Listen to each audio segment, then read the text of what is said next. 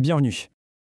On s'est déjà demandé comment une simple idée, une pensée, finit par devenir quelque chose de réel, de tangible. Eh bien aujourd'hui, on plonge dans une sorte de carte de la conscience, un plan assez incroyable qui prétend détailler ce voyage, de l'idée la plus pure jusqu'à la matière bien concrète. C'est un concept assez vertigineux, alors accrochez-vous. Tout commence avec cette grande question, une question qui taraude l'humanité depuis la nuit des temps. Comment l'immatériel, une simple intention, peut prendre forme dans notre monde ? C'est quoi le mécanisme secret qui transforme une énergie invisible en matière qu'on peut toucher ? Eh bien, la réponse que nous proposent les textes qu'on explore aujourd'hui, elle a un nom, la séquence de transduction. Et attention, il ne s'agit pas de magie, mais d'un processus super précis, une sorte de GPS étape par étape qui montre comment la conscience s'habille de matière. C'est cette carte qu'on va suivre ensemble. Allez, première étape de notre voyage. On va voir le plan de base, le blueprint de l'être. Imaginez ça comme l'échafaudage invisible qui est posé avant même que la première brique de la création ne soit là. C'est la structure fondamentale de tout ce qui va exister. Ce schéma, il nous montre vraiment le flux de la création, de A à Z. On part de la conscience, l'idée de départ. Cette idée, elle se décompose en briques élémentaires, les unités parties. Ensuite, ces briques sont assemblées selon un plan d'architecte super précis, la grille Katara.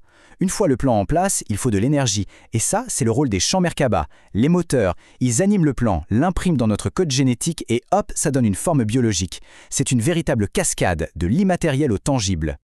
Faisons un petit zoom sur ce plan d'architecte, la grille Katara. On la décrit comme le blueprint divin. C'est une structure d'une pureté incroyable, cristalline, statique, qui contient tout le code mathématique de la création, que ce soit pour une galaxie ou un brin d'herbe.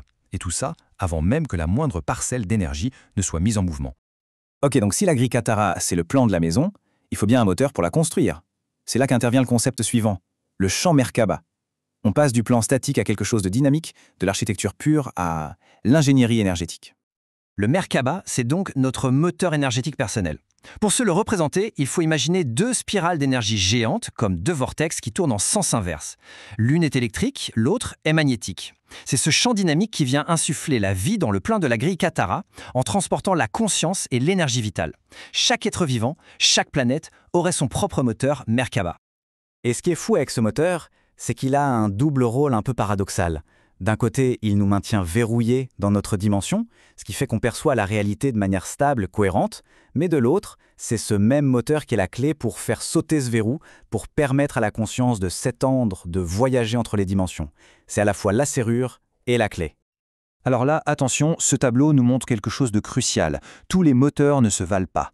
Il existerait un Merkaba naturel, dit christique, avec un ratio de rotation bien spécifique qui lui permet de générer sa propre énergie à l'infini. Il est autosuffisant. Mais si le ratio de rotation est inversé, ça crée un Merkaba non naturel. Et le résultat, c'est un système qui ne peut pas survivre tout seul. Il est obligé de pomper l'énergie des autres. On le qualifie de vampirique. Et il est condamné à une existence limitée. On voit bien que l'enjeu est de taille. Bon, maintenant qu'on a vu la théorie, on passe à la pratique.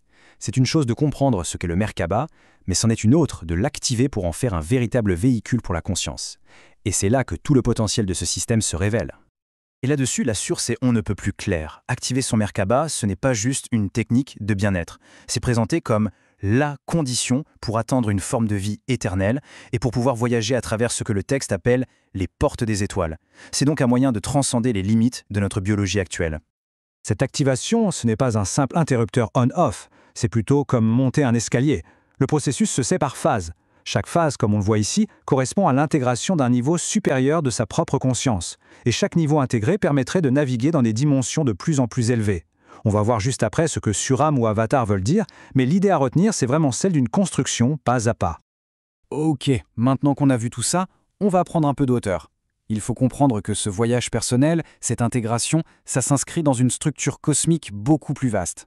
Une sorte d'immense arbre généalogique de la conscience. Ce concept, on l'appelle la création en escalier. L'idée, c'est qu'une conscience source, unique à l'origine, se fragmente en une multitude d'identités individuelles en descendant à travers les dimensions. C'est l'image parfaite du rayon de lumière qui traverse un prisme et se divise en toutes les couleurs de l'arc-en-ciel. Chaque être vivant serait un de ces fragments colorés du rayon originel. Juste au-dessus de nous, le premier niveau, c'est ce que le texte appelle la Suram. C'est une sorte d'esprit planétaire qui serait la source non pas d'une, mais de 144 identités incarnées en même temps. D'après cette vision, chacun de nous fait donc partie d'une famille d'âmes, tous issus de cette même conscience plus vaste. Si on monte encore d'un cran, on arrive au niveau de l'avatar, ou l'esprit galactique. C'est ce que ce système appelle la conscience christique. Ce n'est pas une référence religieuse, mais plutôt le plus haut niveau de conscience qui puisse être pleinement incarné dans un corps physique. Ce serait, en quelque sorte, notre potentiel évolutif ultime.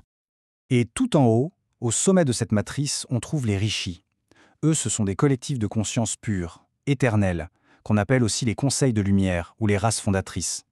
Ils existeraient sous forme de son et de lumière, et leur rôle serait de superviser tout le plan d'évolution de notre univers.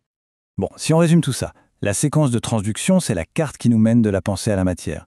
Au cœur de cette carte, on a la grille Katara, le plan architectural fixe de toute chose. Pour animer ce plan, on a le champ Merkaba, notre moteur énergétique personnel. Activer correctement ce moteur, c'est construire un véhicule pour l'ascension, un processus qui nous reconnecte, étape par étape, à notre immense famille cosmique. Et finalement, toute cette exploration nous laisse avec une question en suspens.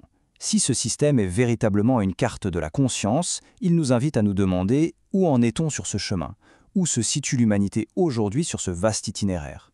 Voilà, c'est sur cette pensée que s'achève ce décryptage. Merci d'avoir suivi. Merci d'avoir partagé ce moment avec moi. Si ce voyage intérieur te touche et résonne en toi, tu as la possibilité de soutenir ce chemin en faisant un don via PayPal. Le lien est dans la description. Chaque don ouvre l'accès à un espace privé réservé aux membres, une véritable source d'inspiration, e-books, vidéos, séminaires et tous les enseignements qui ont nourri ces partages pour t'accompagner plus loin sur ta propre voie. L'accès premium sera activé sous 24 à 48 heures et envoyé directement à ton adresse mail liée à PayPal. Merci de contribuer à cette transmission et de nous aider à ouvrir de nouveaux horizons de conscience.